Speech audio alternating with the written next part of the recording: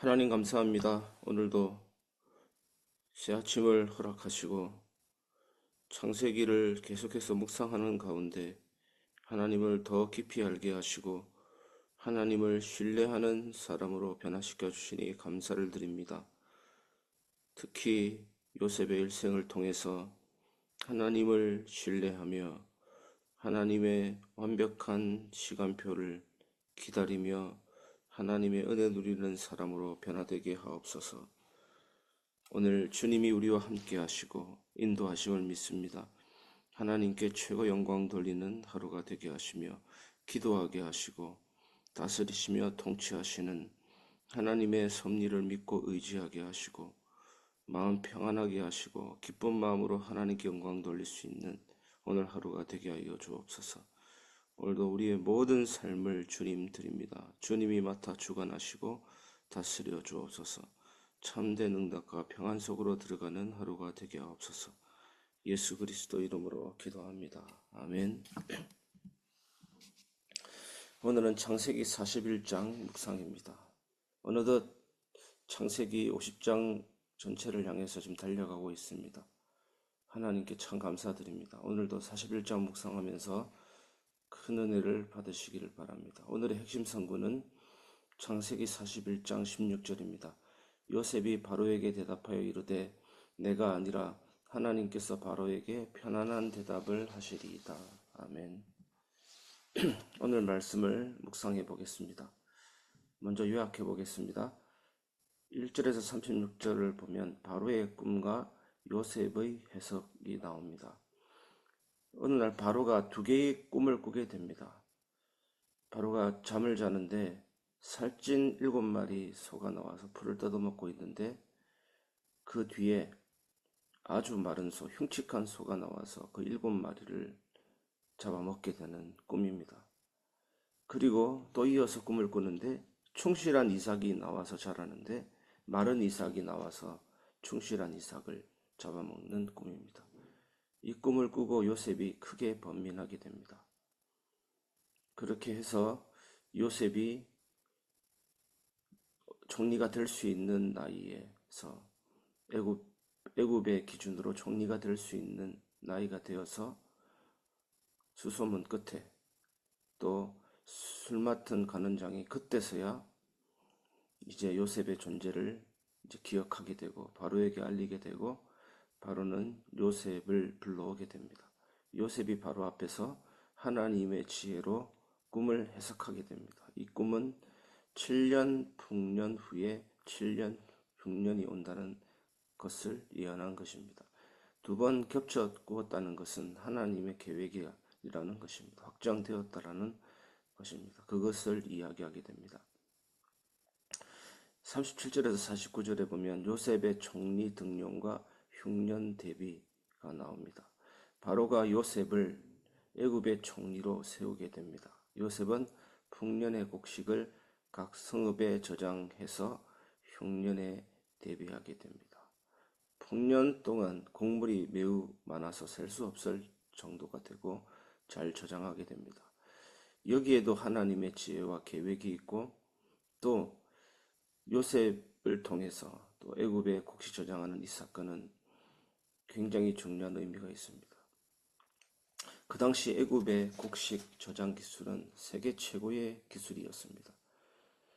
솔루스라는 곡물 저장 창고는 흙으로 단단하게 지어져서 밀폐된 공간이었기 때문에 밀과 보리 같은 곡식을 오랫동안 저장할 수도 있었습니다. 또 거기에 하나님의 은혜와 섭리가 있었기 때문에 7년이라는 기간을 저장할 수 있게 된 것입니다. 그 다음에 50절에서 57절을 보면 흉년 시작과 요셉의 역할입니다. 흉년이 시작되어 애국과 온 세상에 기근이 심해지게 된 것입니다. 요셉은 창고를 열어서 양식을 팔면서 모든 백성과 각국의 생명을 구하는 역할을 하게 됩니다. 오늘 말씀을 적용해 보겠습니다. 요셉의 인생을 보면 하나님의 계획과 타이밍이 정확하다는 것을 알 수가 있습니다. 그래서 우리도 하나님의 계획과 타이밍을 신뢰해야 될 줄 믿습니다.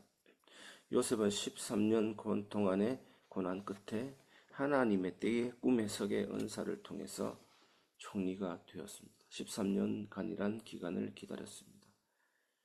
우리도 하나님의 타이밍을 신뢰하면서 주어진 자리에서 충실히 살아가야 될 줄 믿습니다. 타이밍을 신뢰한다는 것은 하나님의 타이밍을 기다린다는 것인데, 이것은 내 뜻이 아니라 하나님의 뜻을 우선시하는 신앙인 것입니다. 왜 하나님의 뜻을 우선시해도 될까요? 당장 우리 눈에 보기에는 불편하게 보이고 뭐가 응답이 없는 것처럼 보이지만, 하나님은 나의 기대보다 더 좋은 것, 더 완전한 것을 주시기 때문입니다.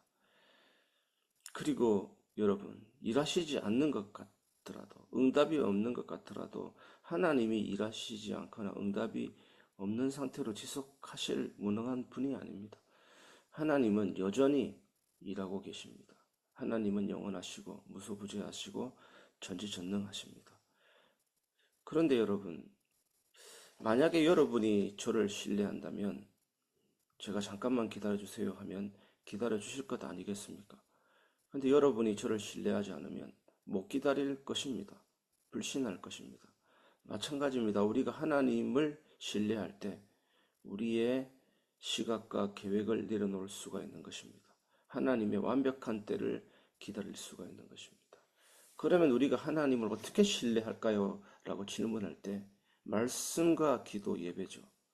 내가 말씀 묵상과 기도를 꾸준히 해나가면 우리가 하나님을 신뢰하는 사람으로 변화되게 되어 있습니다. 또 여러분은 한 편의 설교를 들을 때 그냥 단 일주일의 이벤트적인 시간이 아니라 성경적 교리적 설교라면 그 설교를 듣고 여러분들이 곱씹고 되새기고 그 설교 말씀을 통한 하나님의 음성을 내 안에 담을 때 우리의 삶의 여러 가지 사건과 응답을 통해서 여러분은 하나님을 알아가게 되고 하나님을 더욱 신뢰하게 됩니다. 기다림에 익숙한, 기다림을 즐길 수 있는 요셉과 같은 인물로 변화됩니다. 오늘도 여러분들이 이 축복 속으로 들어가시기 바랍니다. 그리고 충실히 살아가야 한다는 것은 작은 기도, 작은 은혜, 작은 감사라고 생각할 수가 있습니다.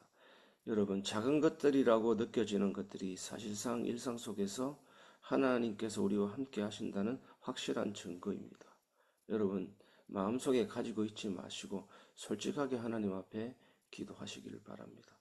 그리고 하나님이 은혜를 베푸시지 않는 경우는 없습니다. 그 은혜를 세밀하게 찾아 나가시고 그 작은 은혜에 감사하는 작은 감사. 오늘 이 삶 속에서 여러분들은 하나님을 신뢰하는 자로 세워지게 될 것입니다. 두 번째, 언약 성취를 믿으며 준비하기입니다. 요셉이 풍년 동안 흉년을 대비해 곡식을 준비한 것은 단순히 자신의 지혜가 아닙니다. 인간의 지혜가 아닙니다. 하나님께서 주신 꿈의 계시와 지혜를 따라서 언약 백성을 보호하기 위함이었습니다. 이것은 하나님께서 아브라함과 맺으신 언약, 그 언약이 뭐죠? 그의 후손을 통해 열방이 복을 받게 하실 것이다. 이 사실을 성취하기 위해서 요셉을 사용하신 사건입니다. 우리도 그리스도 안에서 주어진 은혜와 말씀을 따라 기도로 준비하며 우리의 삶을 통해 하나님의 구원 계획에 동참하고 이웃에게 그리스도의 사랑과 구원의 복음을 전해야 합니다. 여러분, 예배는 하나님과의 깊은 만남을 통해 우리의 마음과 삶을 변화시키는 자리입니다. 여러분, 잘못 생각하면 예배 때 뭔가 얻기를 얻고자 하는 욕심과 동기, 그것을 내려놓는 게 중요합니다. 예배는 하나님을 높이고 하나님을 바라보고 하나님을 경배하는 것입니다. 그 예배를 통해서 우리는 변화를 체험하게 됩니다. 그 변화를 통해서 하나님을 닮아가며 이웃에게 사랑과 은혜를 실천하는 삶으로 이어지게 됩니다. 온전한 예배 회복을 위해서 기도하시기를 바랍니다. 세 번째, 고난 속에서도 하나님의 섭리를 믿깁니다. 여러분, 하나님의 섭리를 믿으면 편안해집니다. 하나님이 통치하시거든요. 하나님은 우발적인 것이거나 갑작스러운 일이나 우연이 없습니다. 하나님이 섭리하십니다. 어느 날 하나님의 섭리가 믿어지면 진짜 하나님 앞에 맡기는 것이 가장 행복이 됩니다. 섭리에 대한 믿음이 없을 때는 하나님께 맡기고도 왠지 내가 뭘 더 해야 될 것 같은, 더 생각해야 될 것 같은 불안감이 옵니다. 근데 하나님이 다스린다는 사실이 믿어지면 하나님께 맡기는 것이 얼마나 편한지 모르고 또 마음의 안정감이 듭니다. 하나님께 맡겼기 때문에 그분이 일할 것이다 라는 사실. 요셉은 억울한 고난 속에서도 하나님의 주권을 신뢰했고 결국 하나님의 섭리대로 많은 생명을 살리는 도구가 되었습니다. 우리도 이런 하나님의 섭리를 믿고 의지해야 됩니다. 요셉이 만약에 복수했다면 속은 시원했을 겁니다. 그런데 그거는 하나님 앞에 범죄죠. 내가 복수하면 범죄지만 여러분이 하나님께 기도하면 단원이 됩니다. 하나님은 그 진정서를 받으십니다. 혹시 여러분 억울한 일 당했거나 어떤 상처받은 일이 있다면 하나님께 기도하시기 바랍니다. 요셉의 일생을 통해서 우리가 무엇을 배워야 됩니까? 여러분, 요셉이 노예로 가고 감옥으로 가고 간수장이 그 속에서 잊어버리고 이게 다 우연입니까? 하나님의 섭리입니다. 하나님의 구원 계획 안에 있는 섭리입니다. 여러분, 우리 삶의 모든 미세한 점들이 결국에는 연결됩니다. 그 사실을 믿고 하나님 앞에 맡기시고 섭리를 믿고 의지하시기를 바랍니다. 우연은 절대로 없습니다. 오늘 이 시간 그리스도를 발견하는 묵상해 보겠습니다. 여러분, 요셉의 일생은 그리스도의 모형입니다. 요셉의 부분적인 사건을 보면 위기 때 응답받고 세속적인 성공처럼 보이지만 성경은 그런 얘기가 아닙니다. 홍해를 갈랐더니 능력이 나타나고 성경은 그런 얘기가 아닙니다. 성경은 그리스도를 말합니다. 요셉의 일생은 그리스도의 모형입니다. 요셉은 하나님께서 택하신 도구로 많은 생명을 구원했습니다. 이것이 뭡니까? 온 인류를 구원하신 예수 그리스도 예표하는 것이죠. 요셉이 억울한 고난 끝에 총리로 높임 받은 것은 무엇입니까? 예수님은 또 어떻습니까? 예수님은 인간이 되셔서 온갖 고난을 당하시고 그 위에 부활로 높임을 받아 온 세상의 구원자가 되셨습니다. 바로 그것을 보여주는 겁니다. 요셉의 일생이. 요셉이 흉년의 생명을 구하기 위해 곡식을 나눠준 것처럼 예수님은 어떻습니까? 자신의 몸을 내어주었습니다. 생명의 양식을 내어주었습니다. 영원한 생명의 양식을 내어주셨습니다. 그것을 먹는 자는 살게 됩니다. 예수님 믿는 자는 살게 됩니다. 생명을 얻게 됩니다. 이 사실이 요셉의 일생을 통해서 우리에게 잘 보여지고 있습니다.